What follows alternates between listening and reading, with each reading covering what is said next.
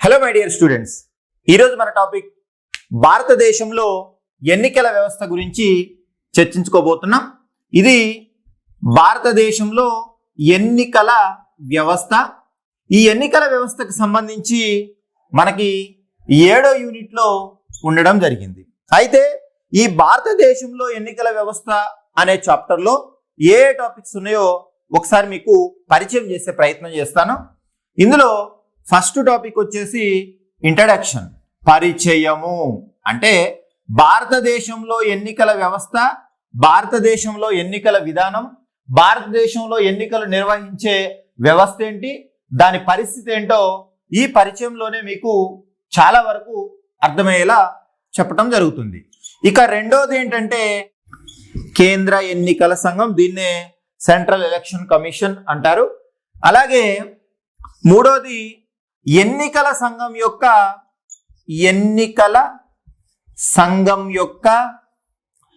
విధులు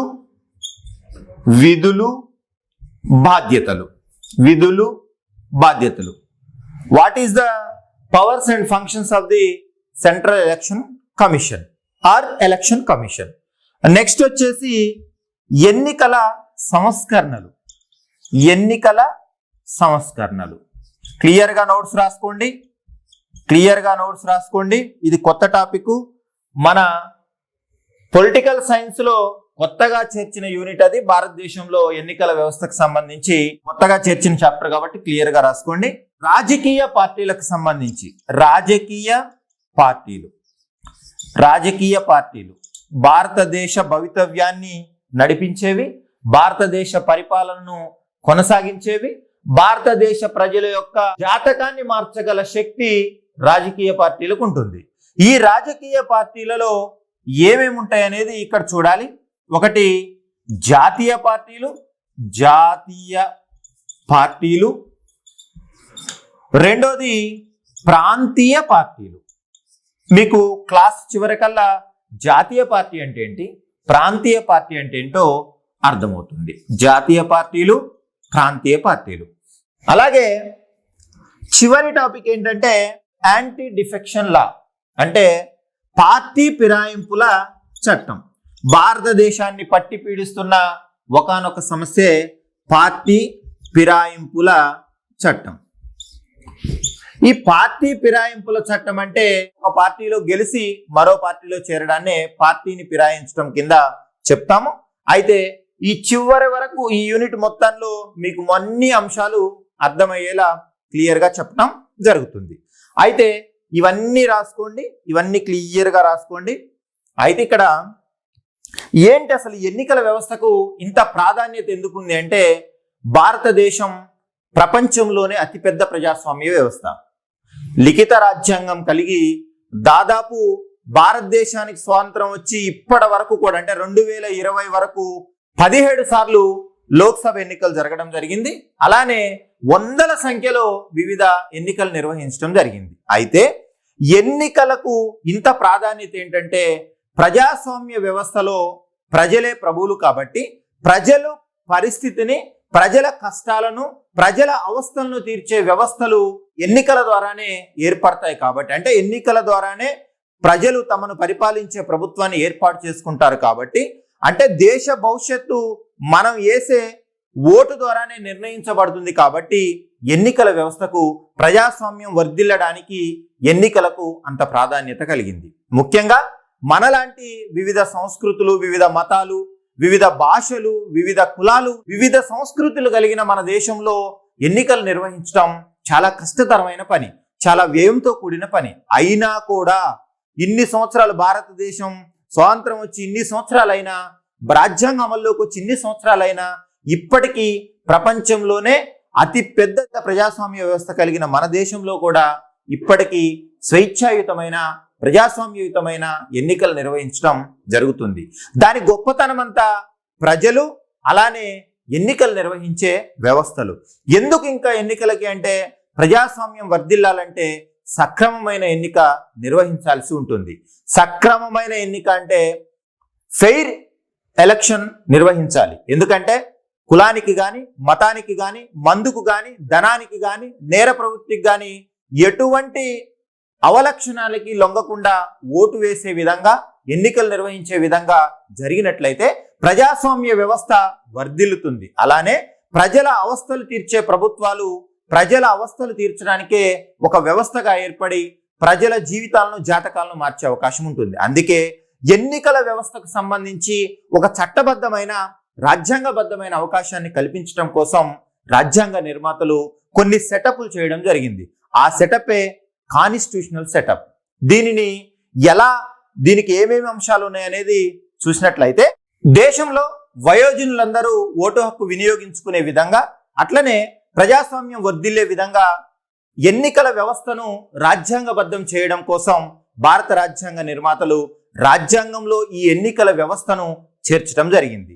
ఎందుకు రాజ్యాంగంలో చేర్చాలి అంటే చట్టబద్ధంగా తీసుకున్న ఏ అంశానికైనా అంత విలువ ఉండదు కాబట్టి, భారతదేశానికి supreme law of the country అని రాజ్యాంగాన్ని అంటాం కాబట్టి, అంటే ప్రజలు స్వేచ్ఛగా జీవించడానికి సంబంధించి ప్రాథమిక హక్కుల్ని ఎలా అనుభవించాలనే దానికి సంబంధించి కానీ, లేదా ప్రభుత్వం ఎలా నడవాలి ఎలా నడవకూడదని తెలియజేసే ఒక మార్గదర్శక పత్రంగా రాజ్యాంగం ఉంది కాబట్టి, రాజ్యాంగంలో ఈ అంశాలు చేర్చినట్లయితే ఖచ్చితంగా అంటే రాజ్యాంగంలో దీనికి అంతర్భాగంగా చేయడం వల్ల ప్రజలకు రాజకీయ హక్కులను సంరక్షించినట్లుగా ఉంటుంది. కాబట్టి ఈ ఎన్నికల వ్యవస్థకు సంబంధించిన అంశాలను భారత రాజ్యాంగంలో చేర్చడం జరిగింది. అంటే ఎంత ప్రాధాన్యత ఉంటే గాని భారత రాజ్యాంగంలో చేర్చం. భారత రాజ్యాంగంలో చేర్చడం అంటే దానికి మించి లేదు, దాన్ని అతిక్రమించే అవకాశం ఎవరికీ ఉండదు. అందుకనే భారత రాజ్యాంగంలో భారత ఎన్నికల వ్యవస్థను చేర్చడం జరిగింది. అయితే ఎక్కడ దీన్ని భారత రాజ్యాంగంలో చేర్చారు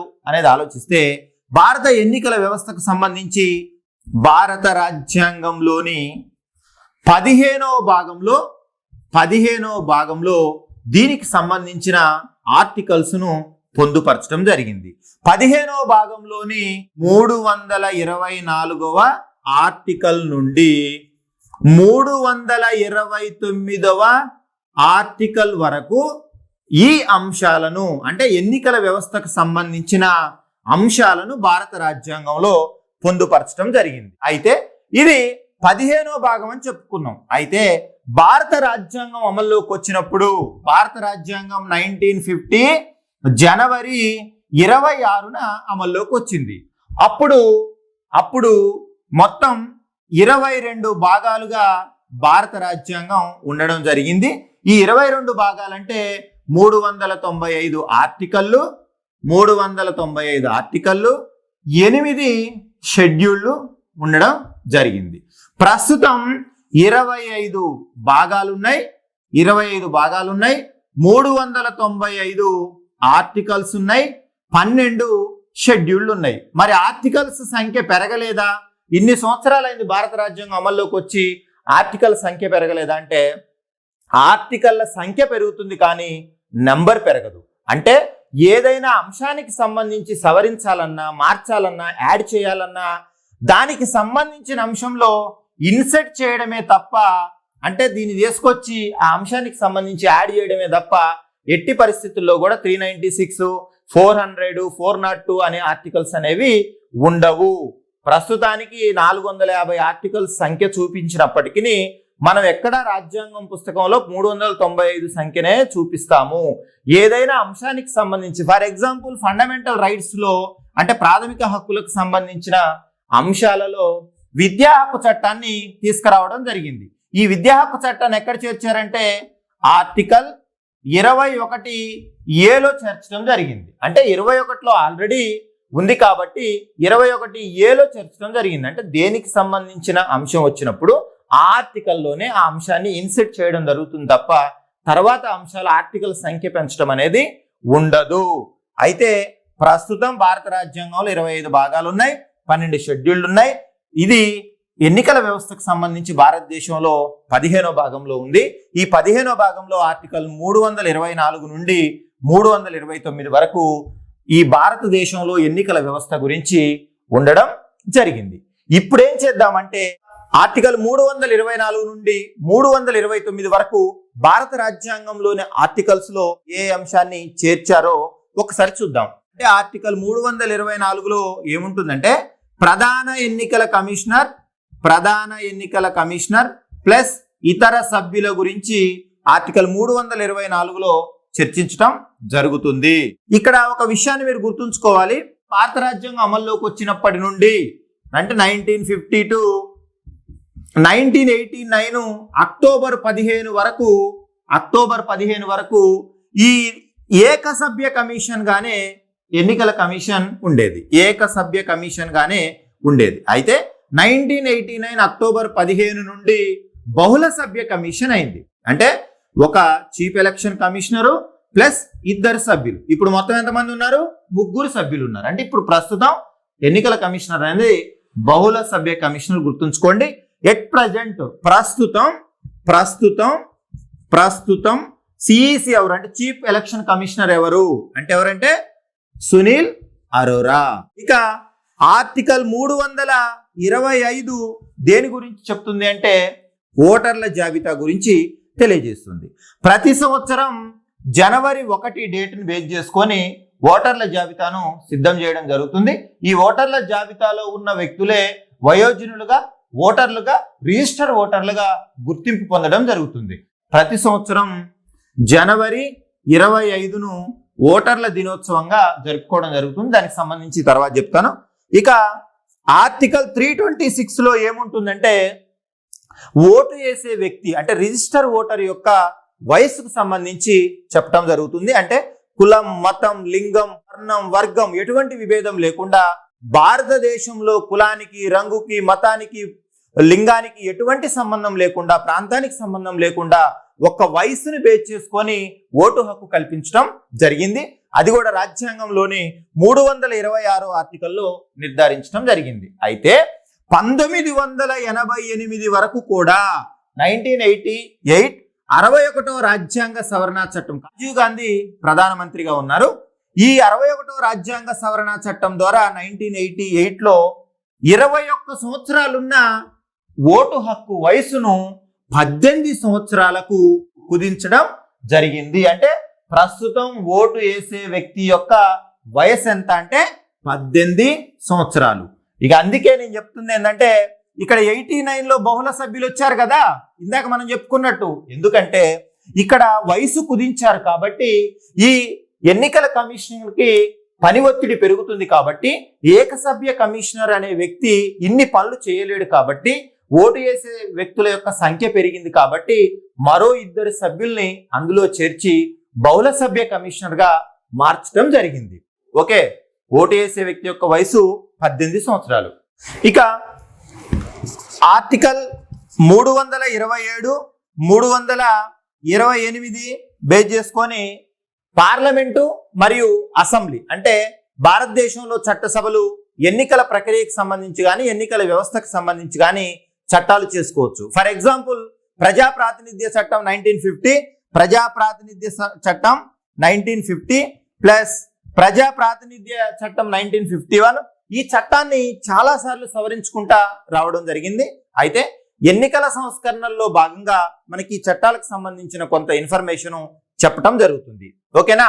ఇక ఆర్టికల్ 329 15వ భాగంలో ఉన్న చిట్ట చివరి ఆర్టికల్ ఇది.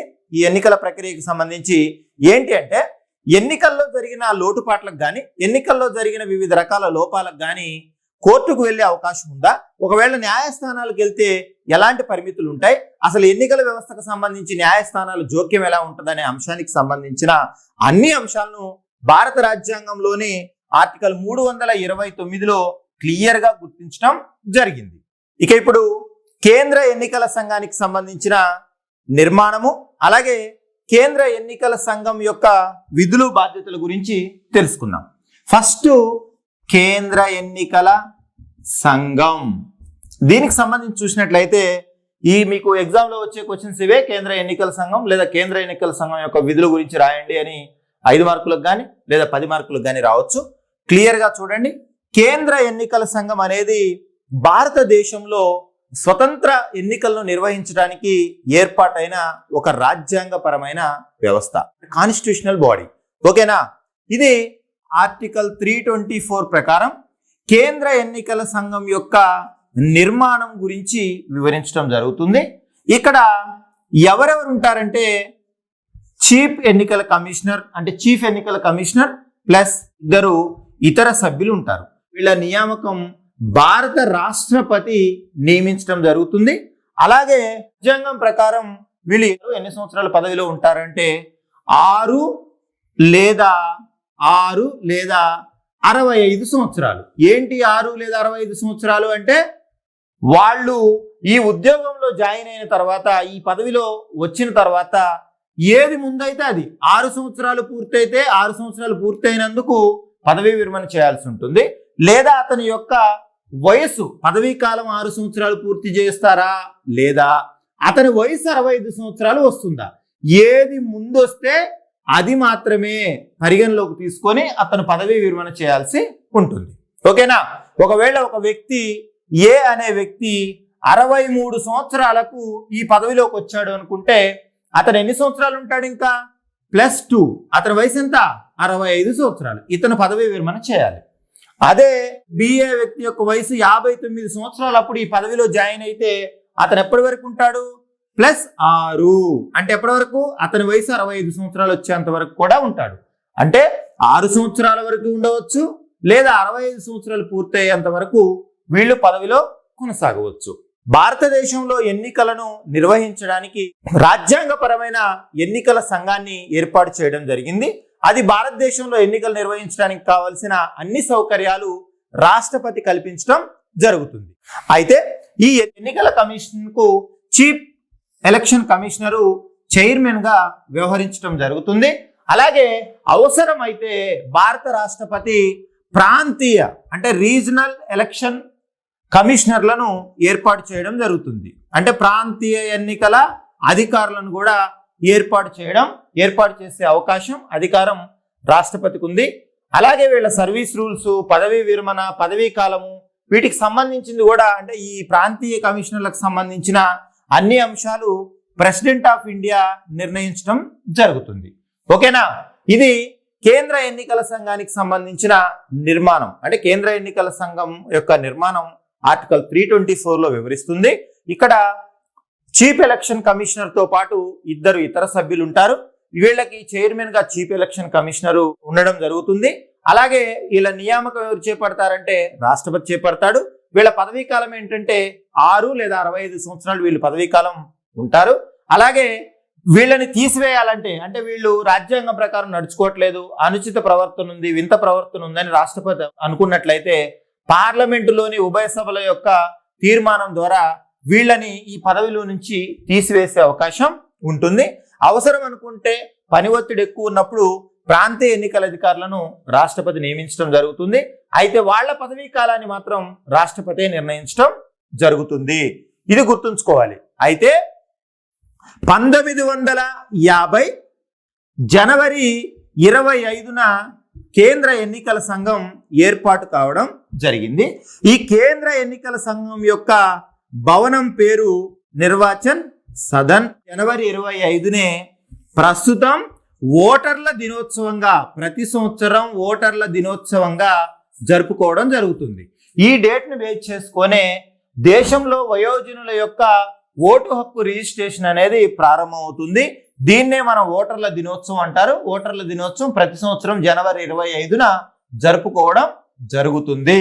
అయితే మనం ఆల్రెడీ చెప్పుకున్నట్లు 1950 జనవరి 25న కేంద్ర ఎన్నికల సంఘం ఏర్పాటైందని చెప్పుకున్నాం. అయితే 1950 నుండి 1989 అక్టోబర్ 15 వరకు ఇది ఏకసభ్య కమిషన్ గానే ఉండడం జరిగింది. అయితే తరువాత ఇది బహుళ సభ్య కమిషన్ గా మారడం జరిగింది. ఫస్ట్ ఏకసభ్య కమిషన్ గా ఉన్నప్పుడు ఒక సభ్యుడే ఉండే, తర్వాత బహుళ సభ్య కమిషన్ అయినప్పుడు ఒక చీఫ్ ఎలక్షన్ కమిషనరు ప్లస్ 2 సభ్యులు, మొత్తం 3 సభ్యులు ప్రస్తుతం ఉన్నారు. ప్రస్తుత చీఫ్ ఎలక్షన్ కమిషనర్ పేరు సునీల్ అరోరా. ఇది గుర్తుంచుకోండి. అయితే ఎందుకు ఇలా సంఖ్యని పెంచారు అంటే 1988లో అప్పటి ప్రధానమంత్రి రాజీవ్ గాంధీ ఏం చేశారు అంటే భారతదేశంలో వయోజనుల యొక్క ఓటు హక్కును 21 సంవత్సరాల నుండి 18 సంవత్సరాలకు కుదించడం జరిగింది. దీంతో ఏం జరిగింది, ఇక్కడ కేంద్ర ఎన్నికల సంఘానికి పని ఒత్తిడి పెరిగింది. ఆ పని ఒత్తిడిని తగ్గించడం కోసం ఏకసభ్య కమిషన్ ని కాస్త బహుళ సభ్య కమిషన్ గా మార్చడం జరిగింది. ఇలా మార్చింది అంటే 21 సంవత్సరాల నుంచి 18 సంవత్సరాలకు ఓటు హక్కు యొక్క వయసును తగ్గించింది 61వ రాజ్యాంగ సవరణ చట్టం. 61వ రాజ్యాంగ సవరణ చట్టం. ఈ రాజ్యాంగ సవరణ గురించి మనం సాధారణంగా ఫస్ట్ ఇయర్ లో చూస్తాం. అయితే గడిచిన క్లాసుల్లో కూడా మీరు వినుంటారు. రాజ్యాంగ సవరణ అంటే భారత రాజ్యాంగంలోని ఆర్టికల్ 368 ప్రకారం రాజ్యాంగాన్ని సవరించవచ్చు. 61వ రాజ్యాంగ సవరణ చట్టం ద్వారా 21 సంవత్సరాలు ఉన్న ఓటు హక్కు వయసును 18 సంవత్సరాలకు తగ్గించారు. అప్పటి ప్రధానమంత్రి రాజీవ్ గాంధీ ఆ సంవత్సరం 1988. ఈ పని ఒత్తిడిని తగ్గించడానికే 89 అక్టోబర్ 15 నుంచి కేంద్ర ఎన్నికల సంఘాన్ని ఏకసభ్య కమిషన్ కాస్త బహుళ సభ్య కమిషన్ అయింది. ఇప్పుడు వాళ్ళ సంఖ్య 1+2 మొత్తం 3 మెంబర్లు. అయితే ఇప్పుడు ఎన్నికల కమిషన్ యొక్క అధికారాలు ఏంటి, అలాగే విధులేంటో ఒకసారి క్లియర్ గా చూద్దాం. భారత ఎన్నికల సంఘం యొక్క అధికారాలు విధులు చూద్దాం. ఇది ఎగ్జామ్ లో వచ్చే అవకాశం ఉంటుంది. ఈ క్వశ్చన్ క్లియర్ గా చూసుకోండి. ఎన్నికల సంఘం ఎందుకు ఏర్పాటైంది అంటే మీకు తెలుసు, స్వేచ్ఛగా స్వతంత్రంగా ఎన్నికలు నిర్వహించడానికి, ఓటు హక్కును స్వేచ్ఛగా స్వతంత్రంగా ఓటు హక్కును వినియోగించుకునే అవకాశాన్ని భారతదేశంలో ఓటర్లకు ఇవ్వడం కోసం, ఎటువంటి లోపాలు లేకుండా ఎన్నికలు నిర్వహించి భారత ప్రజాస్వామ్య వ్యవస్థను కాపాడడం కోసం ఎన్నికల వ్యవస్థకు రాజ్యాంగ ప్రతిపత్తి కల్పించారు. అందులో భాగంగా ఎన్నికల సంఘానికి రాజ్యాంగ హోదా కల్పించారు. ఆ అధికారాలు విధులు, దాని యొక్క పనిలో ఎలాంటి అధికారాలు విధులు నిర్వర్తిస్తుందో ఒకసారి చూసినట్లయితే ఏమేమి ఎన్నికలను నిర్వహిస్తుంది, దీనికి ఉన్న అధికారాలు ఏంటంటే రాష్ట్రపతి ఎన్నికలను, ఉపరాష్ట్రపతి ఎన్నికను, అలాగే పార్లమెంటు ఎన్నికలను, అలాగే రాష్ట్ర శాసనసభల ఎన్నికలను నిర్వహిస్తుంది. ఓకేనా? ఇక్కడ మీరు బాగా గుర్తుంచుకోవాల్సిన అవసరం ఏంటంటే, అంటే కేంద్ర ఎన్నికల సంఘం అన్ని ఎన్నికలను నిర్వర్తిస్తుందని చెప్పొచ్చు కదా, ఈ మధ్యలో ప్రత్యేకంగా చెప్పడం ఎందుకు, అలా అయితే గుర్తుంచుకుంటాం కదా అనుకోవచ్చు. లేదు, రాష్ట్రంలో రాష్ట్ర ఎన్నికల కమిషన్ అని ఒకటి ఉంటుంది. ఇది ఏం చేస్తుందంటే రాష్ట్రంలో ఉన్న స్థానిక సంస్థల ఎన్నికలను మాత్రం రాష్ట్ర ఎన్నికల కమిషన్ నిర్వహిస్తుంది. అంటే స్థానిక సంస్థలకు సంబంధించి కానీ మున్సిపాలిటీలకు సంబంధించి కానీ కేంద్ర ఎన్నికల సంఘం ఎన్నికలను నిర్వహించదు. ఓకేనా? అది గుర్తుంచుకోండి. అలాగే ఈ ఎన్నికల సంఘానికి ఎలాంటి అధికారాలు ఉంటాయి, ఏమేమి విధులు ఉంటాయని చూసినట్లయితే 3 రకాల విధుల్ని మనం చెప్పవచ్చు. ఒకటి పరిపాలనాపరమైన విధులు, అంటే అడ్మినిస్ట్రేటివ్ ఫంక్షన్స్, పరిపాలనాపరమైన విధులు. రెండోది వచ్చేసి సలహా రూపకమైన విధులు అంటే అడ్వైజరీ ఫంక్షన్. అలాగే అర్ధన్యాయ విధులు అంటే క్వాసి జ్యుడిషియల్ ఫంక్షన్ అంటాము. అయితే ఏమేమి వీటి పరిధిలోకి వస్తాయని ఆలోచించినట్లయితే ఈ పరిపాలనాపరమైన విధుల్లో డీలిమిటేషన్ కమిషన్ చట్టాన్ని ఏర్పాటు చేయడం 2002లో ఈ నియోజకవర్గాల యొక్క పునర్వ్యవస్థీకరణలో భాగంగా ఒక నియోజకవర్గం ఎంతవరకు పరిధిలో ఉంటుంది ఆ పరిధిని నిర్ణయించే కమిషన్ ని ఏర్పాటు చేయడం, అలాగే ఎన్నికల జాబితాని ఏర్పాటు చేయడం, ఎన్నికల యొక్క షెడ్యూల్ను తేదీల్ని ప్రకటించడం, అలాగే రాజకీయ పార్టీలకు సంబంధించిన జాతీయ పార్టీయా ప్రాంతీయ పార్టీయా వాళ్ళకి అలాగే పార్టీ చిహ్నాలను కూడా ఇవ్వడం ఈ ఎలక్షన్ కమిషనే చూసుకుంటుంది. అలాగే ఎక్కడైనా ఎన్నికలు జరిగినప్పుడు ఆ ఎన్నికల్లో ఏమైనా లోటుపాట్లు జరిగినాయా, రిగ్గింగ్ జరిగిందా, అక్కడ ఏమన్నా ధన ప్రవాహం జరిగిందా, అసలు ఆ ఎన్నికల మీద పూర్తి నిర్ణయం ఎన్నికల కమిషనే తీసుకుంటుంది. అంటే ఏంటంటే ఎన్నికలు ఫ్రీగా ఫెయిర్గా జరగడానికి కావాల్సిన అన్ని చర్యలు తీసుకోవడం అడ్మినిస్ట్రేటివ్ ఫంక్షన్లో భాగంగా జరుగుతుంది. అయితే ఎన్నికల విషయంలో సలహాపరమైన విధులు ఏముంటాయంటే, ఎన్నికల కమిషన్కి సలహాపరమైన విధులు ఏముంటాయంటే, ఎక్కడైనా ఒక సభ్యుడు డిస్క్వాలిఫికేషన్ అయినట్టయితే, అంటే అతనికి ఏ రకమైన పౌరసత్వం పరంగా కానీ ఇంకో రకంగా కానీ అతను కులానికి సంబంధించిన వ్యక్తి కాదు, ఆ రిజర్వేషన్కి అంటే ఒక రిజర్వేషన్కి సంబంధించిన నియోజకవర్గంలో ఆ వ్యక్తి ఆ రిజర్వేషన్కి సంబంధించిన వ్యక్తి కాదు అన్నప్పుడు ఆ రాష్ట్ర గవర్నర్కి కానీ లేదా రాష్ట్రపతికి కానీ ఒక వ్యక్తికి సంబంధించిన అభ్యర్థిత్వంపై సలహా ఇచ్చే అవకాశం, అధికారం కూడా కేంద్ర ఎన్నికల సంఘానికి ఉంటుంది. అలాగే అర్ధన్యాయ విధులకు వచ్చినట్లయితే, క్వాషి జ్యుడిషియల్ ఫంక్షన్స్ లో వచ్చినట్లయితే, ఏదైనా ఎన్నికలకు సంబంధించిన వివాదాలు వచ్చినప్పుడు ఒక కోర్టులాగా పనిచేస్తుంది. అలా అనేది కోర్టు అనుకోవడానికి వీల్లేదు. అంటే ఏదైనా సమస్య వచ్చినప్పుడు ఎన్నికలకు సంబంధించి న్యాయ వ్యవస్థకు సంబంధించిన కొన్ని అంశాలను అది పరిష్కరిస్తుంది. అలాగే దానికి సంబంధించిన అధికారులను కూడా నియమించే అధికారం ఎన్నికల కమిషన్కు ఉంటుంది. అంటే ఏంటంటే ఒక ఎన్నికకు సంబంధించి కానీ లేదా ఎన్నికలకు సంబంధించి కానీ ఏదైనా వివాదాలు వచ్చినప్పుడు ఒక న్యాయ వ్యవస్థ వలె ఎన్నికల సంఘం పనిచేయడం జరుగుతుంది. దీన్నే అర్ధ న్యాయ అధికారాలు అని అంటాం. వీటితో పాటు రాజకీయ పార్టీలకు ప్రచారం చేసుకునేటప్పుడు ఎలాంటి నియమ నిబంధనలు పాటించాలనే దానికి సంబంధించి కూడా ఈ ఎన్నికల కమిషన్ చూసుకుంటుంది. అలాగే ఓటర్ల జాబితాలో సక్రమంగా ఉందా లేదా, ఓటర్ల జాబితాలో 18 సంవత్సరాలు నిండిన వ్యక్తులు ఉన్నారా లేదా, లేదంటే ప్రచారం చేసుకోవడానికి రేడియోలో టెలివిజన్లో కావలసిన సమయాన్ని ఇస్తున్నారా లేదా, అందరికీ ఎన్నికల గుర్తులు ఇచ్చామా లేదా, అసలు దానికి సంబంధించి అంటే ఎన్నికలకు సంబంధించిన అవసరాన్ని బట్టి అధికారాలను బదలాయించడం, అవసరాన్ని బట్టి అధికారులను నియమించుకోవడం, అలాగే అసలు ఆ ఎన్నికలు నిర్వహించే అవకాశం ఆ రాష్ట్రంలో ఆ ప్రాంతంలో ఉందా లేదా అని గవర్నర్కు, రాష్ట్రపతికి కూడా దీనికి సంబంధించిన సలహాలు ఇవ్వడం, అలాగే ఎన్నికలకు సంబంధించి ఏమైనా హింసాత్మకమైన పరిస్థితులు ఉన్నప్పుడు రాష్ట్రంలో ఉన్న పోలీస్ శాఖనే కాకుండా కేంద్ర స్థాయిలో ఉన్న ఈ లా అండ్ ఆర్డర్కి సంబంధించిన వాళ్ళను కూడా ఉపయోగించుకునే విధంగా, అంటే ఏంటంటే ఎన్నికలు నిర్వహించడానికి దేశంలో ఉన్న ఏ అధికారినైనా వినియోగించుకునే హక్కు, అధికారం కేంద్ర ఎన్నికల సంఘానికి ఉంటుంది. ఎందుకంటే దేశంలో ఎన్నికలు స్వతంత్రంగా స్వేచ్ఛగా నిర్వహించడానికి దేశంలో ఉన్న ఏ అధికారినైనా వినియోగించుకునే హక్కును కేంద్ర ఎన్నికల సంఘానికి ఇవ్వడం జరిగింది.